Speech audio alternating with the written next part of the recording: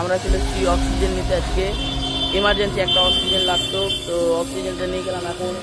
তো বাজে এখন ভোর 5:30, 5:30 নাগাদ বাজে এখন।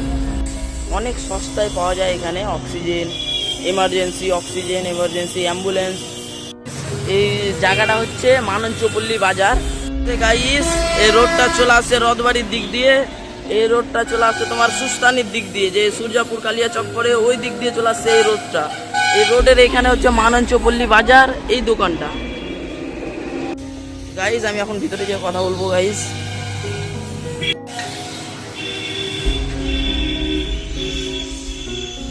চলে এসেছি দাদার সঙ্গে কথা বলতে কিছু। দাদা বলছি, এখানে অক্সিজেন পাওয়া যায় তো? হ্যাঁ, অক্সিজেন পাওয়া যায়। হ্যাঁ, অক্সিজেন কত করে অক্সিজেন?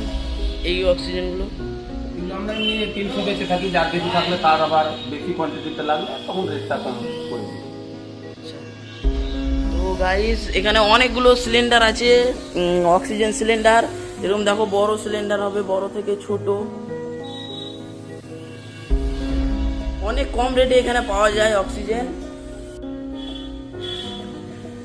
আমাদের কাছে 24 ঘন্টায় সাপ্লাই হয় অক্সিজেন। 24 ঘন্টা সাপ্লাই দিই। অক্সিজেনের সঙ্গে আমরা যে কোনো নার্সিংহোমের পাইপলাইনেরও কাজ করে থাকি। তারপরে বাড়িতে কেউ হোম কেয়ার করতে চাইলে, যেমন অক্সিজেন মেশিন আছে, কনসেন্ট্রেটর মেশিন, এগুলো সব ভাড়া দিই। মনিটর, ফ্রিজ পাম্প সব কিছুই আমরা ভাড়া দিই বাড়িতে। হোম কেয়ার, অ্যাম্বুলেন্সও আমাদের কাছে পাওয়া যায়। আমাদের কাছে আইসিইউ গাড়িও আছে। আইসিইউ, এনআইসিইউ, বাচ্চার গাড়ি মালদাতে একটাই আমার গাড়ি, এনআইসিইউ 3টাই কালকে আমার ভাড়া গেছে। এখন আমার ঢুকে নিয়ে আসবে, হয়তো একটা রাস্তায় আছে আসবে।